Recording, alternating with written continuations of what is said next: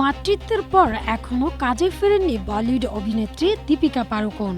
এর মধ্যে big big project থেকে প্রত্যাহার করে নিয়েছেন নিজের নামও। সবশেষ এইচবিওর সিরিজ দ্য হোয়াইট লোটাসে তাকে নিয়ে শিরোনাম হয়েছে। এতেও অভিনয় করা হচ্ছে না তার। এবার বিষয়গুলো নিয়ে প্রতিক্রিয়া জানালেন অভিনেত্রী। প্রথমে স্প্রিট এবং পরে কল্কি 2898 এডি 2 থেকে সরে দাঁড়ান দীপিকা। এরপর দ্য হোয়াইট লোটাসে অডিশন প্রক্রিয়া অংশ নিতে অনীহার কারণ দেখিয়ে প্রজেক্টটি থেকে সরে দাঁড়িয়েছেন। এই আলোচনার মাঝে 27 ফেব্রুয়ারি গভীর রাতে নিজের ইনস্টাগ্রামে একটি নোট শেয়ার করেন দীপিকা। সেখানে লেখা ছিল, শান্ত হয়ে ওঠাই সবচেয়ে বড় শক্তির প্রকাশ।